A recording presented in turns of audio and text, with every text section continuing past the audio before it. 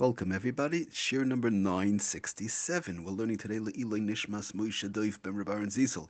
Le'ilay Nishmas Blima Basra Moshe and L'Rafua Shalema Yehuda Aryeh Leib Ben Hinda. Shtaka Hava Rafua Shalema B'Soich Shachar Yisrael.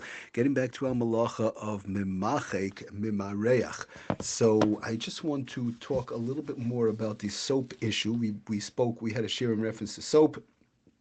Um, we mentioned obviously the bars of soap in general is not allowed to be used regular bars of soap that can be used. But I do want to mention we mentioned in general the best way to do it, Lefi Ramosha, because there's a chumrah from Ramosha in reference to watering it down. It shouldn't be thick.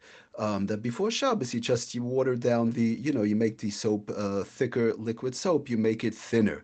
They also sell sometimes ready Shabbos soap, but whatever, be it as it may, a person could do it themselves in case they forgot even before Shabbos. You could even do it on Shabbos, watering it down, and even worst case scenario, and once they put it into their hands, the thicker liquid soap, they could just put water into their hands. Now, I do want to mention there are other major poskim who bring down that lamaisa regular liquid soap is okay, even without being watered down. In general, we try and be careful for the chumrah of Ramosha with liquid soap in general. But I just want to read from the Sefer, from the Shmir Shabbos HILCHOS Lamaisa, where he brings down the story in reference to soap per se. He says Lamaisa, he starts off with, as we understand, it's in a parak. Yudalit, actually, Perak Yudalit. Okay, so it says the Shmir Shabbos Kehilchasa that Lamaisa, one may not wash with a bar of soap, as we understand, or on Yom Tov for that matter, of obviously. But Lamaisa, he brings down straight up the use of liquid soap is allowed, regular liquid soap, and it is advisable to have the liquid soap ready for use before Shabbos. But he brings it down in a way whereby one is making the liquid soap actually from the bar of soap. That's how far he goes, does the Sefer Shmer Shabbos Kehilchasai, and he brings down the Maisa that one may prepare a liquid soap by allowing a bar, even allowing a bar of soap.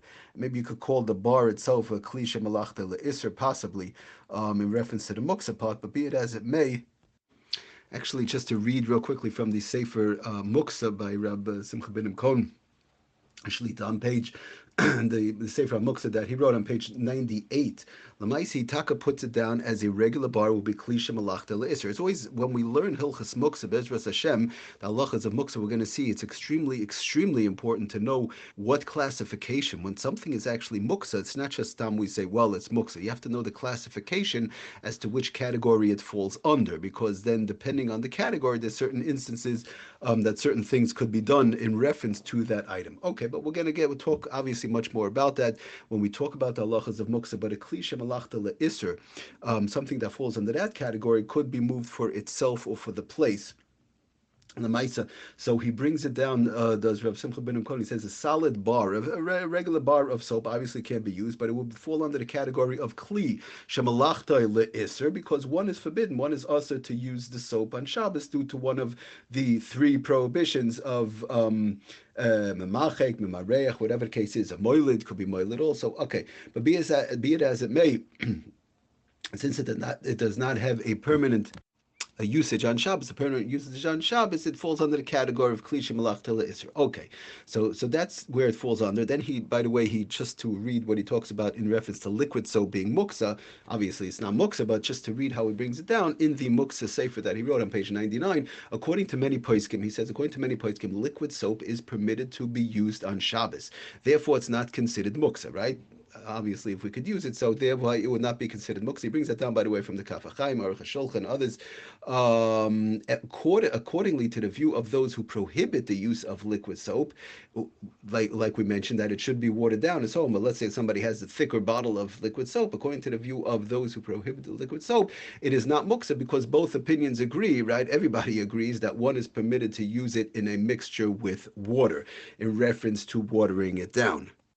So the reason why I'm going into it a little bit with the liquid soap, so people should know, again, what's the best thing to do. We want to be Mekayim what Reb Moshe says, to be careful to water it down, liquid it down, or at least in one's hands. But if one sees somebody else doing it, to go to somebody else's house, like we said, and all they have is a regular liquid soap, even the thicker liquid soap, whatever, the regular liquid soap that everybody uses, one has to understand that definitely the major poskim who say that it is okay. You have Rav Elyashiv, he brings down, like we saw from the Kaf HaChaim, he brings from the HILCHOS SHABBOS, well, like Kavar Nago Waidam L'Shtamish by B'Shabbos, he brings down, there are poskim, he brings it down also in the Reb Simcha ben Imkon does in the Sefer Shabbos kitchen. Okay, but we did mention if we're somewhere else where somebody's like to use the liquid soap, so you just put a little in your hand and water it down a little bit in one's hand, and that will be perfectly fine. So the point I just want to bring out is an interesting point brings down the Sefer Shmir Shabbos Gehilchasa that since we say that the bar of soap, regular bar of soap, is a klisha malachta le'esra, obviously we can't use it, but he says one may prepare liquid soap by allowing a bar of soap. Let's say somebody doesn't have liquid soap bichlal, right? I don't have liquid soap, I have no way of making, I'm stuck, I'm in a place wherever. All they have is a bar. What do I do? Obviously the bar itself you can't use, but brings down the Sefer Shmir Shabbos Gehilchasa. Again, but the evid, if somebody's stuck, sometimes a hotel, maybe possibly wherever they are, and they forgot to prepare the soap. So he says one may prepare the liquid soap by allowing a bar of soap or soap powder. He brings down to dissolve in water. Um, whatever, regular water, cold water. When it comes to hot water, it could be problematically rishon klisheni. We're not going to get into the whole thing.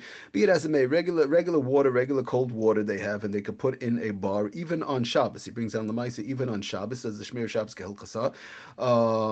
So then he brings down the Maisa. One may go as far as to speed up the process of dissolving the soap by even agitating the cup or bowl containing the soap or water. But one must not rub or crush. Of course, you can't rub the soap itself because it's a bar of soap. You can't rub it. One must not rub or crush. You can't crush the soap either. You can't break it up because that's running into noilat. Also, another issue. But one may not rub or crush the soap in the water with one's hands or with an instrument. But he just lamaisa. It's important to keep in mind. I just wanted to bring it out. Somebody's in a situation whereby they do not have any liquid soap, not the thin one, not the thick one, and they can't water it down.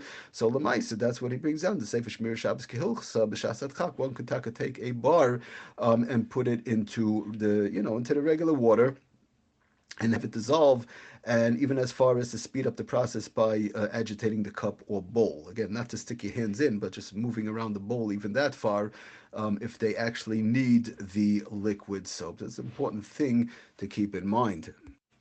Again, we do want to stress the fact, even the Shmir Shabbos Kehilchasa brings down that it's advisable to have the liquid soap ready before Shabbos. The cases that we're talking about, obviously, are all b'shasat chag. Somebody got stuck, or whatever the case is. But as much as possible, obviously, we want to prepare all these things before Shabbos. Thank you for listening. Atzlach and bracha, kol tov.